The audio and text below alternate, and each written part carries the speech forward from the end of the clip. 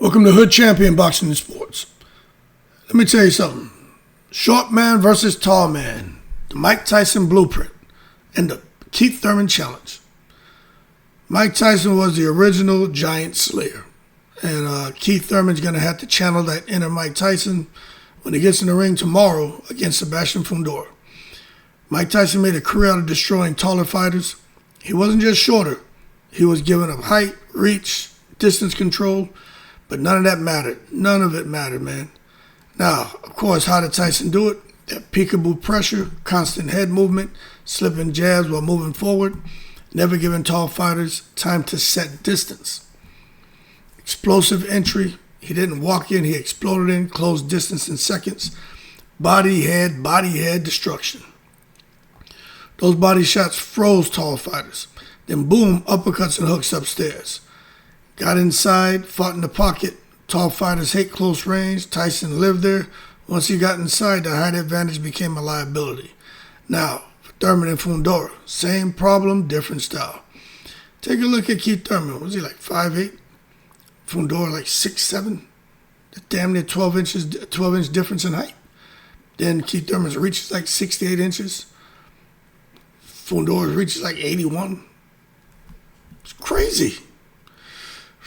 So it's an extreme version of the same type of matchup, you know what I'm saying? Insane reach, awkward, volume heavy. That's Fundora. Thurman, more experienced, smaller, explosive. Not a pressure swarmer like Mike Tyson, but he brings a lot to the table. But I think that the difference here, before anyone out there who's already cussing at the TV, Thurman's not Tyson. Hey man, you stop taking it to the stupid Hood Champion. I know Mick Nicholas. He's not Mike Tyson. Doesn't fight like him at all. Okay? He likes range. He boxes, thinks, times his shots. He's not a constant pressure machine like Mike Tyson. So he can't copy Tyson, but he can borrow that blueprint, can't he? What Thurman must do, I think he's got to have a Mike Tyson-inspired game plan. You know, of course, I've been talking about the lateral movement, but I think in addition to that, he's got to close the distance fast. He can't wait. If he stays on the outside like we talked about, he gets picked apart by Fundora's jab. He's going to have to slip, step in aggressively, cut distance early, explode. Attack the body relentlessly just like Tyson. The body's the key to a tall fighter. Fundora, he stands tall, leaves his body open, his chin's in the air, his hands are down most of the time. Thurman's got to rip hooks to the ribs, slow Fundora down, take away his volume. But you got to be careful on the inside because Fundora, he's sharp. The dude is just like a walking Ginsu. He can cut Keith Thurman up, you know.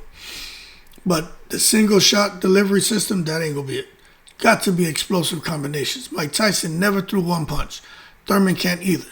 He needs 3 to 5 punch bursts, body, head transitions, fast exits. And if he gets inside and he's having success, I mean, maybe he stays there, but he got to be careful of getting hurt. But that's the hardest part, is Keith Thurman knowing most of his success will come from getting on the inside, getting out of the range of that tall fighter, man, closing the distance. But that's also where he can get hurt the most, and not necessarily by, I think, the Fundora uppercut or just them elbows, man. So Thurman has to be very careful because Fundora is dangerous. He's dangerous as hell, but he's also vulnerable. So Thurman's going to have to figure it out. Smother the reach, fight chest to chest, make it ugly, and then try to time that knockout shot. And see, this is where Keith Thurman shines. He has the ability to set traps, make his opponents pick up their feet, and then he can time you. And he's got the power. He's got the timing. If he slips a lazy jab, which Fundora throws lazy jabs out, counters with a hook or overhand, Fundora can be hurt, can get knocked out cold, tranquilized, chest to canvas, ass in the air, like at a Diddy party. Now the danger, Fundora is not a typical tall fighter.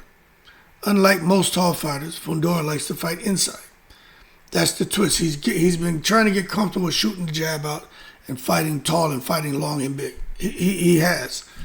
But it's the thing. That's the whole twist of the whole thing, is Fundora likes to fight inside. So Thurman, he's not just dealing with height. He's dealing with volume, toughness, awkwardness, and a tall fighter who can, no kidding, fight on the inside. So, in my opinion, Mike Tyson proved height doesn't matter if you destroy distance. Keith Thurman has a path, but it's narrow. If he boxes safe, lateral movement, he may be okay, but if he just boxes safe and tries to outbox Fundora, he loses. If he's hesitating and being apprehensive, he loses. If he stays outside the whole fight and never finds a way to get close enough to land shots, he loses.